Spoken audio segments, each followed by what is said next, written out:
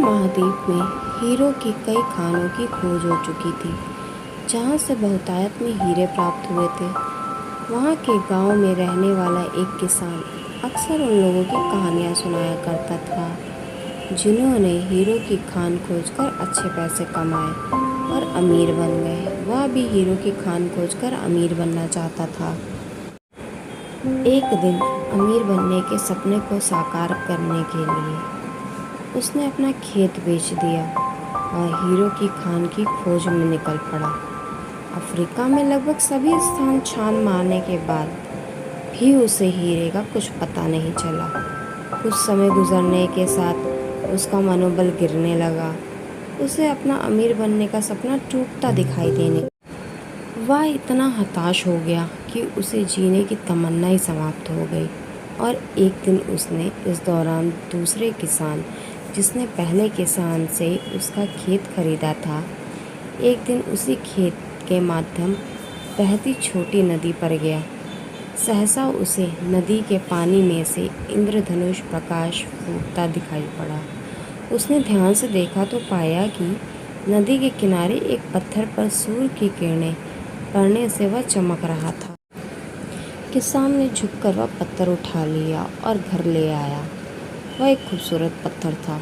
उसने सोचा कि वह सजावट के काम आएगा और उसने उसे घर पर ही सजा लिया। कई दिनों तक वह पत्थर उसके घर पर सजा रहा। एक दिन उसके घर उसका एक मित्र आया। उसने जब वह पत्थर देखा तो वह हैरान रह गया। उसने किसान से पूछा, मित्र, तुम इस पत्थर की कीमत जानते हो? किसान ने जवाब दिया, नहीं, मेरे ख्याल से ये हीरा है शायद। अब तक खोजे गए हीरों में सबसे बड़ा। मित्र बोला। किसान के लिए इस बात पर यकीन करना मुश्किल था। उसने अपने मित्र को बताया कि उसे यह पत्थर अपने खेत की नदी के किनारे से मिला है। वहाँ ऐसे और भी पत्थर हो सकते हैं।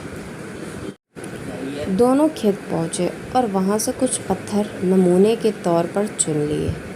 फिर उन्हें जांच के लिए भेज दिया। जब जांच रिपोर्ट आई तो किसान के मित्र की बात सच निकली। वे पत्थर हीरा ही थे। उस खेत के हीरो का भंडार था।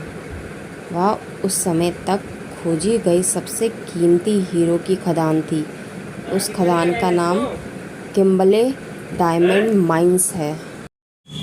दूसरा किसान उस खदान की वजह से मालामाल हो गया।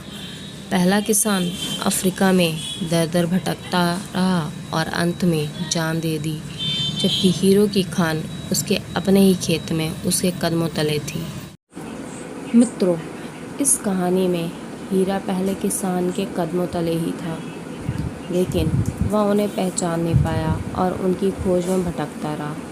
ठीक वैसे ही हम भी सफलता प्राप्ति के लिए अच्छे अवसरों की तलाश में भटकते रहते हैं। हम उन अवसरों को पहचान नहीं पाते या पहचान कर भी महत्व नहीं देते, जो हमारे आसपास ही छुपे रहते हैं।